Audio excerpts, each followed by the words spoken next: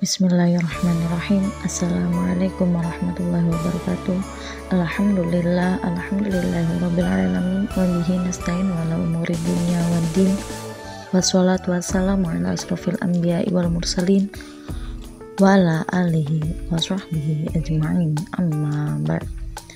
Yang terhormat Bapak Arif Abdul Haq, SSI MPD, selaku dosen pengampu mata kuliah Administrasi Pendidikan, dan teman-teman yang kami sayangi dan kami banggakan.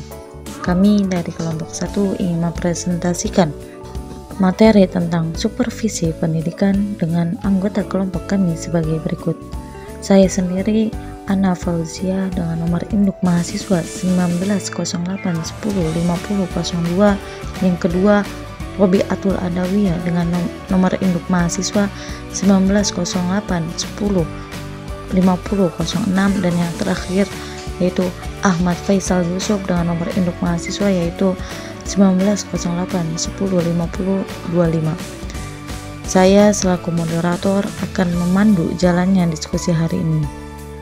Diskusi kali ini dibagi menjadi beberapa sesi, yaitu 1. Pembukaan, kedua, sesi penyampaian materi, ketiga, tanya jawab, dan terakhir yaitu penutup. Baik, langsung saja kita buka diskusi ini dengan mengucapkan basmalah bersama-sama. Bismillahirrahmanirrahim. Baik, selanjutnya kita ke sesi yang kedua, yaitu sesi penyampaian materi. Materi yang pertama yaitu akan dibawakan oleh saya sendiri.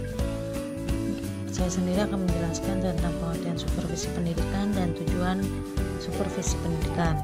Materi yang kedua akan dijelaskan oleh Ahmad Faisal Yusuf yang akan menjelaskan tentang fungsi-fungsi supervisi pendidikan, prinsip-prinsip supervisi pendidikan, dan teknik supervisi pendidikan.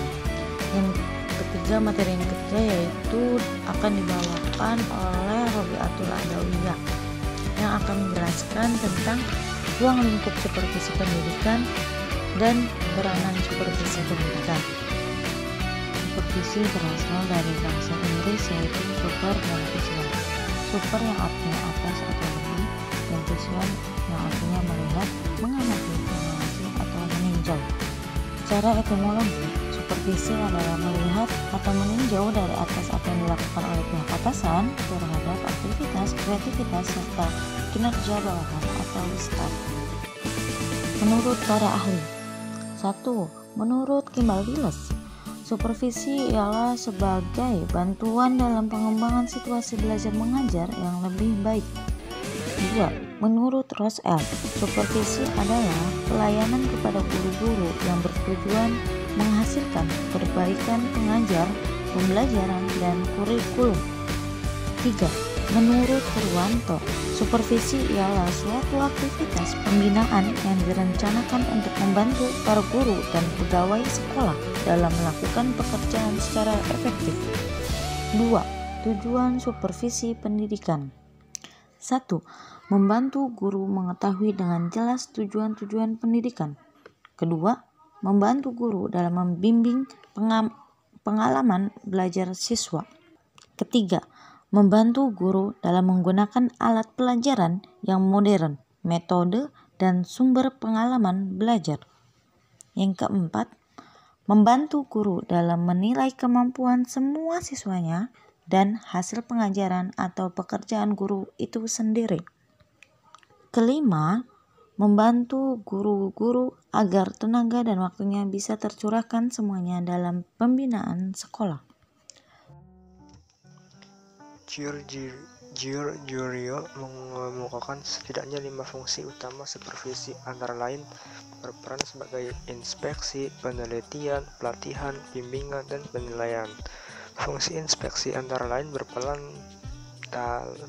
dalam mempelajari keadaan dan kondisi sekolah dan pada lembaga terkait, maka tugas seorang supervisor antara lain berperan dalam melakukan penelitian mengenai keadaan sekolah secara keseluruhan, baik pada guru, siswa, kurikulum, tujuan belajar maupun metode mengajar, dan sarana inspeksi. Sasaran inspeksi adalah menemukan permasalahan dengan cara interview, angket, pertemuan-pertemuan, dan daftar isian. Yang kedua, fungsi penelitian. Fungsi penelitian adalah mencari jalan keluar dari permasalahan yang berhubungan sedang dihadapi, dan penelitian ini dilakukan sesuai dengan prosedur ilmiah, yakni merumuskan masalah yang akan diteliti, mengumpulkan data, mengolah data, dan melakukan analisa guna menarik suatu kesimpulan atas apa yang berkembang dalam menyusun strategi keluar dari permasalahan di atas. Yang ketiga, fungsi pelatihan merupakan salah satu usaha untuk memecahkan masalah yang sedang dihadapi, dan dalam pelatihan diperkenalkan kepada guru cara-cara baru yang lebih sesuai dalam pelaksanaan suatu proses pembelajaran, dan jenis pelatihan yang dapat dipergunakan antara lain melalui demonstrasi mengajar, workshop, seminar, observasi individual dan grup conference, serta kunjungan supervisi. Yang keempat, ada fungsi bimbingan sendiri, diartikan sebagai usaha untuk mendorong guru baik secara perorangan maupun kelompok agar mereka mau melakukan berbagai perbaikan dalam menjalankan sendiri, dilakukan dengan cara tugasnya, dan bimbingan membangkitkan kemauan, memberi semangat, mengarahkan dan merangsang untuk melakukan percobaan, serta membantu menerapkan sebuah prosedur mengajar yang baru. Yang terakhir, fungsi penilaian. Fungsi penilaian adalah untuk mengukur tingkat kemajuan yang diinginkan, seberapa besar telah dicapai, dan penilaian ini dilakukan dengan berbagai cara seperti tes, penerapan standar, penilaian kemajuan belajar siswa, melihat perkembangan hasil penilaian sekolah, serta prosedur lain yang berorientasi pada peningkatan mutu pendidikan. Supervisi yang mungkin dapat dipakai sebagai petunjuk lebih lanjut dapat dicermati prinsip supervisi yang dikemukakan oleh Sutisna 1983 dalam Mokhtar dan Iskandar 2009 halaman 63 adalah supervisi merupakan bagian integral dari program pendidikan. Ia adalah pelayanan yang bersifat kerjasama. 2. Semua guru memerlukan dan berhak atas bantuan supervisi. 3. Supervisi hendaknya disesuaikan untuk memenuhi kebutuhan perseorangan dan personil sekolah. 4. Supervisi hendaknya membantu menjelaskan tujuan-tujuan dan sarana pendidikan, dan hendaknya menerangkan implikasi-implikasi dari tujuan-tujuan dan sarana, memperbaiki sikap dan hubungan dari semua anggota staf sekolah, dan hendaknya membantu dalam pengembangan hubungan sekolah masyarakat yang baik. 5.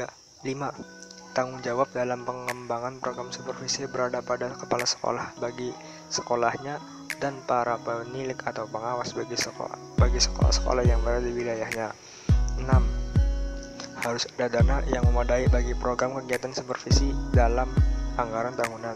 7. Efektivitas program supervisi hendaknya dinilai secara pendidik oleh para peserta, dan supervisi hendaknya membantu menjelaskan dan menerapkan dalam praktek bantuan penelitian pendidikan yang mutakhir. C. Teknik-teknik supervisi pendidikan. Teknik-teknik yang digunakan dalam kegiatan supervisi pada umumnya dikelompokkan menjadi dua macam, yaitu teknik individu dan teknik kelompok. Teknik individu atau individual teknik meliputi kunjungan kelas, observasi kelas, wawancara, kunjungan antar kelas, penilaian diri sendiri. Yang dimaksud kunjungan kelas, teknik ini dimaksudkan untuk melihat langsung proses pembelajaran yang dilakukan oleh guru. Observasi kelas adalah sebagaimana sebuah observasi teknik dilakukan untuk mencermati situasi, kejadian, atau hal-hal lain yang sedang berlangsung di dalam kelas, baik ketika proses pembelajaran maupun tidak. Dalam observasi ini, supervisor telah mempersiapkan bahan-bahan dan instrumen observasi, mulai dari persiapan, pelaksanaan, evaluasi, dan rencana tindak lanjutnya. Yang ketiga, wawancara. Teknik ini dimaksudkan untuk mengetahui jawaban secara langsung dari supervisi.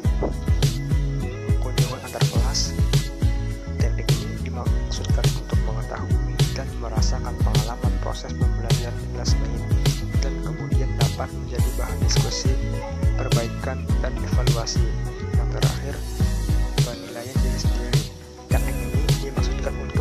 mengetahui informasi secara objektif mengenai proses pembelajaran dan dapat menjadi bahan sharing pengalaman antar guru untuk memperbaiki kualitas dan mutu pembelajaran. Adapun yang termasuk dalam teknik kelompok atau grup teknik meliputi pertemuan, diskusi kelompok terfokus, penataran, seminar, karya workshop dan sebagainya. Pertemuan atau meeting. Dalam teknik ini, seorang supervisor dapat memberikan arahan dalam sebuah pertemuan atau rapat kepada pihak yang berkepentingan. Yang kedua ada diskusi kelompok atau group discussion dengan mengumpulkan berbagai pihak kemudian didiskusikan sebagai persoalan yang dihadapi dalam proses pembelajaran. Yang ketiga, diskusi kelompok terfokus focus group discussion. Pada teknik ini memfokuskan pada persoalan yang dihadapi dan semua yang hadir pada forum ini dipandang memiliki kapasitas, keahlian, dan kepakaran yang sama. Yang keempat, penataan atau in-service training. Teknik ini termasuk dalam pelatihan yang dilaksanakan dalam pelaksanaan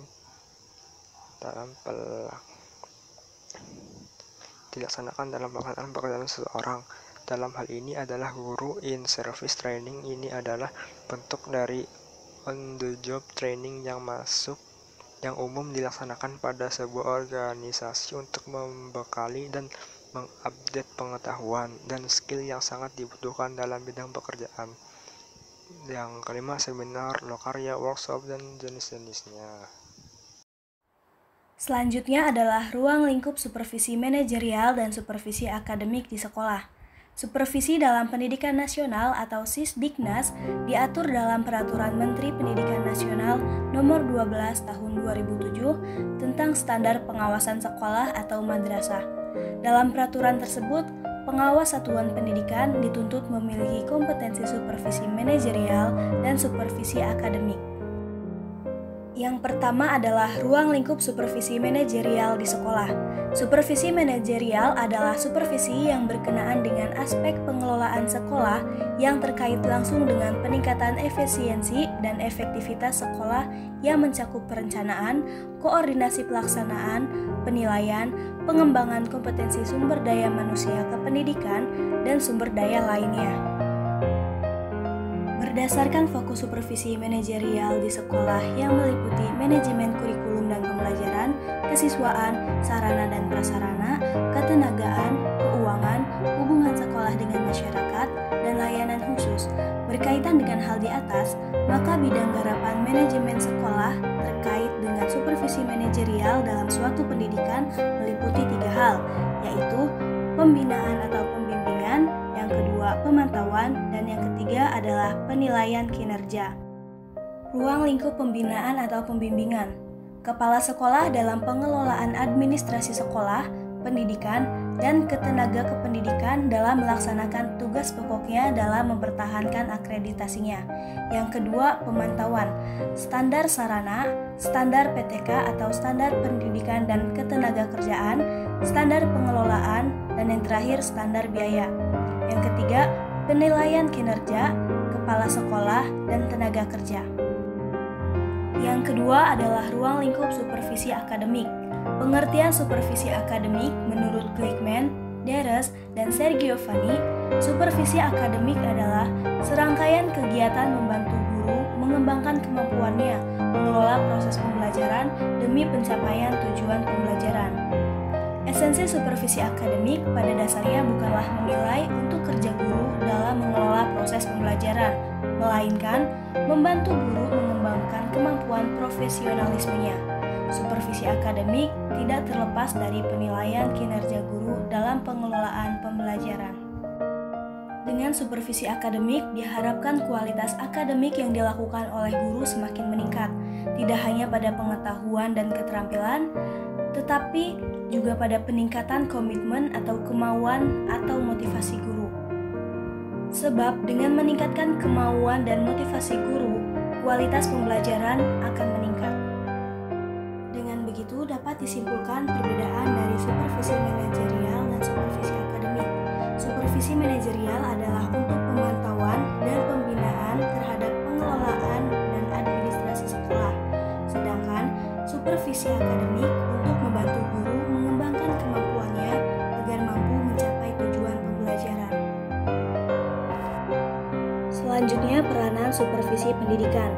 Peranan utama supervisor adalah sebagai koordinator, konsultan, pemimpin kelompok, dan evaluator.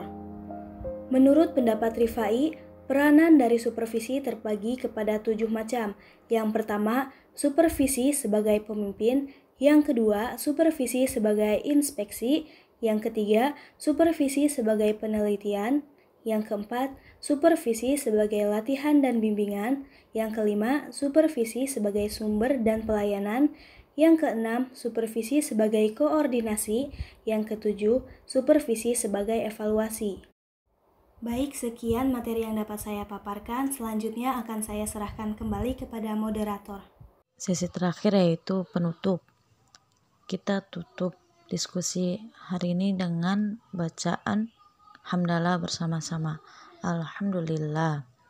Sekian yang bisa kita sampaikan. Semoga ilmu yang kita dapatkan bisa bermanfaat untuk kita semua. Amin. Allahumma amin.